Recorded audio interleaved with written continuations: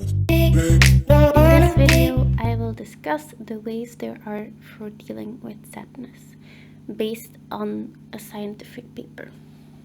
So why this video? Personally, I often look at scientific papers to help me with problems that I face in life.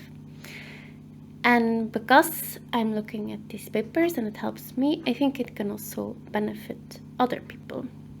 But scientific papers can be really difficult to read, and even as a scientist who reads papers daily, they can be very difficult to digest. So that's why I wanted to make a short, clear video that gives a short summary of a paper that I found interesting and I think can help other people. We will discuss the paper titled Sadness Regulation Strategies and Measurement, a scoping review. Why did I choose this article? Because it's a review.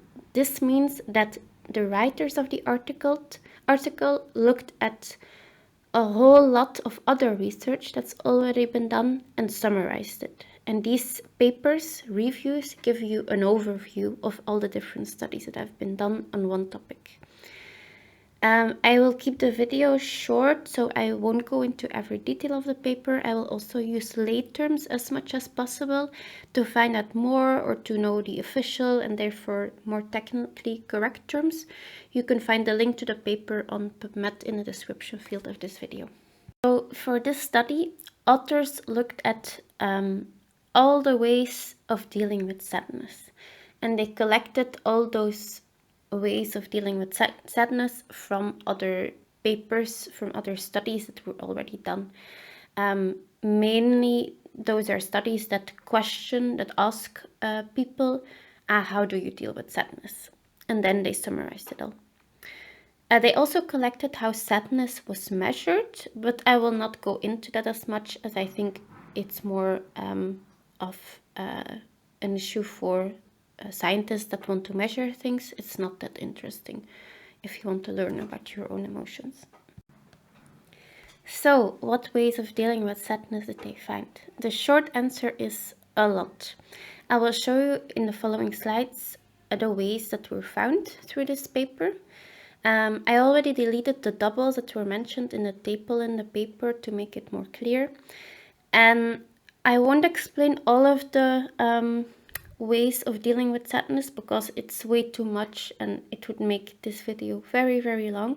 So what I will do is I will first show all of the ways of sadness and then I will explain 2 of the ways of dealing with sadness afterwards that I think are valuable. If you want to learn about all of the strategies, you can always go to the paper itself and go and read that paper and even the paper the strategy was found in. Note that there is no value judgment, so the authors didn't say whether the ways are good or bad. For example, you'll also see that substance abuse is mentioned as a way that people use to deal with sadness, so that's using drugs, using alcohol. But of course, we know that in the long term, that's a maladaptive strategy, which means it doesn't give long-term favorable outcomes for people. So I'm just stating that to be sure that these are not this is a list of bad and good ways to deal with sadness. So people were found to deal with sadness through emotional regulation coping, through cognitive reappraisal, which I will explain later on.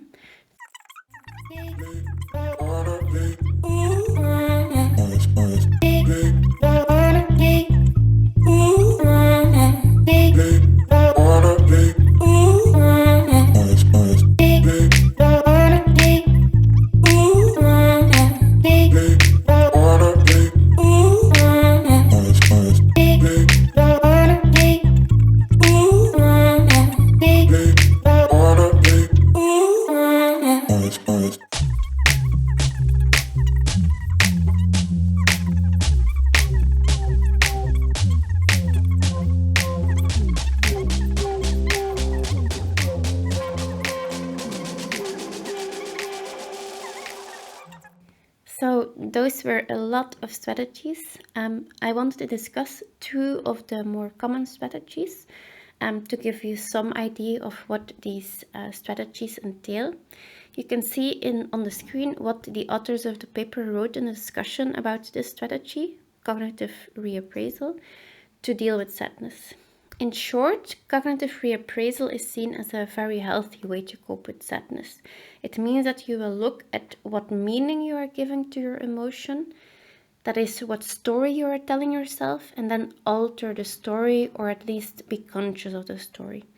In the discussion, the authors cite a study that found that reappraisal leads to more positive emotions in the end, as opposed to trying to put away your emotions. Of course, emotion regulation is very complicated. It's more complicated than the finding from one study. So I do invite you to read the whole paper and maybe other papers on the topic of cognitive reappraisal if you're interested in the subject. And common strategy is seeking social support, which means that you will go to people you trust in order to cope with your sadness. And it was shown that this is mainly done by women and adolescents. It's good to know that these are two common strategies and they are generally seen as beneficial, which is why I wanted to discuss these two. But of course, there are also strategies which are very common and which are not that beneficial. For example, rumination, which means that you will keep thinking over and over and over about the same situation and the emotion, is generally not seen as adaptive or good in the long term. Of course, there are exceptions, and I encourage you to read further literature if you have any questions. So in every study that is done, there are limitations.